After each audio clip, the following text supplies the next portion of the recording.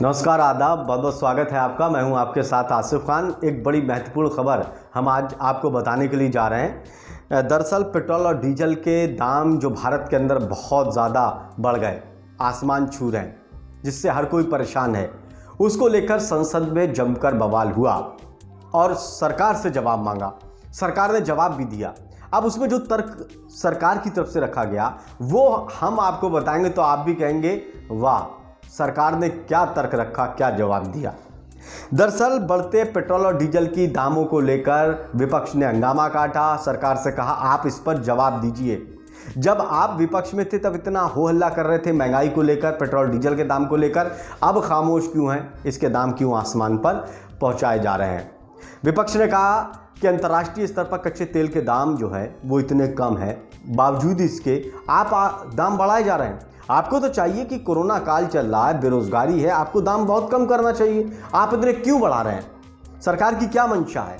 सरकार क्यों नहीं कम कर रही है? इसको लेकर जवाब चाहिए।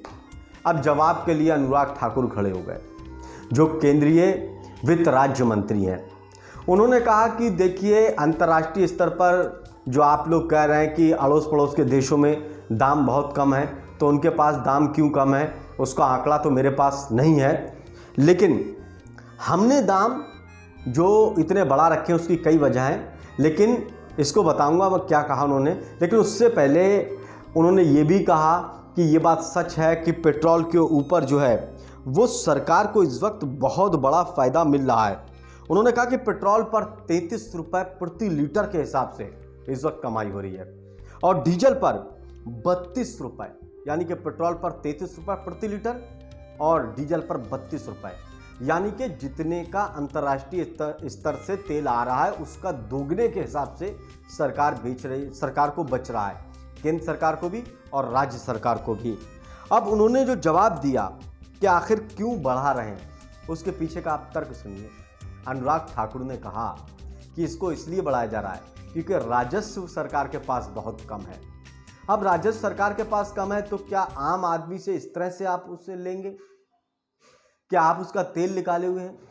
क्योंकि पेट्रोल और डीजल एक ऐसी चीज़ है जिससे सीधे तौर पर हर किसी से ताल्लुक़ है।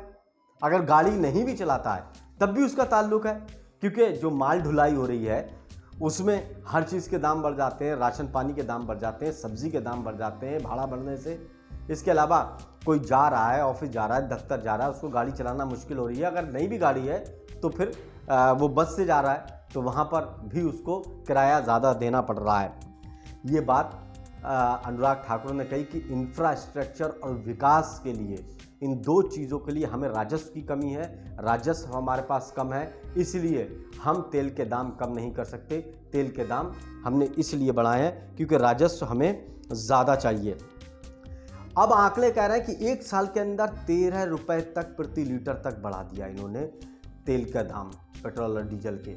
अब 13 रुपये, तो क्या इतनी आमदनी लोगों की बढ़ी है इस हिसाब से, जिस हिसाब से आपने तेल के दाम बढ़ा दिए? अच्छा, एक चीज़ की और मांग हुई इसको लेकर। विपक्षी पार्टियों ने कहा कि आप कहते हैं हर चीज़ को जीएसटी में शामिल करिए ताकि एक देश एक टैक्स होना चाहिए। आप तेल के दामों को क्यों नहीं, तेल की कीमतों को क्यों नहीं जीएसटी में लेकर आ रहे हैं? राज्य और केंद्र दोनों टैक्स लगाते हैं। अगर 30 रुपये प्रति लीटर करीब केंद्र सरकार कमा रही है तो इतना ही जो है वो राज्य सरकार कमा रही है, तो आम आदमी को तेल निकला हुआ है। तो इसलिए अगर जीएसटी के दायरे में लगा ले आएंगे तो उस पर एक ही टैक्स पड़ेगा, इसके चलते आम जनता को राहत मिलेगी।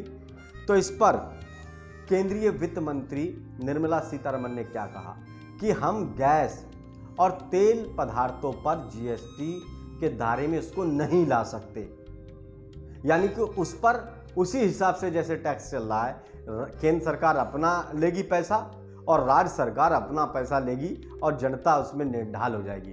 तो उन्होंने कहा कि हम इसको जीएसटी के दायरे में नहीं ला सकते।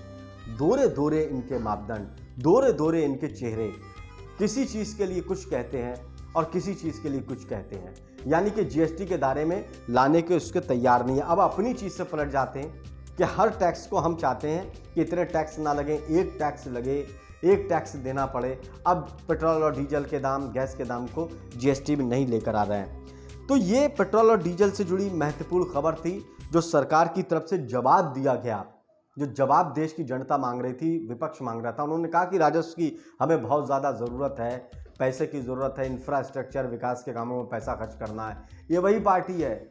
आपको याद होगा लोकसभा चुनाव में 2014 में और उससे पहले जब यूपीए की सरकार थी, तब किस तरह से गले में प्याज डालकर, सिर पर सिलेंडर रखकर और विरोध प्रदर्शन कर रहे थे और कह रहे थे कि जनता का तेल निकाल रखा है इस यूपीए सरकार ने, पेट्रोल और डीजल के दाम आसमान छू रहे हैं, आम आदमी का जीना मुहाल कर दिया।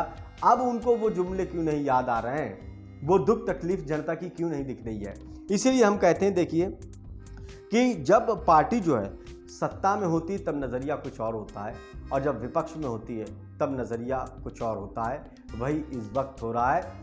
जनता के सामने समस्याएं जस की तस खड़ी हैं, सरकारें बदल गई हैं, नहीं बदली है तो आम जनता की किस्मत। इसीलिए सोच समझकर ही वोट दीजिए। नमस्कार।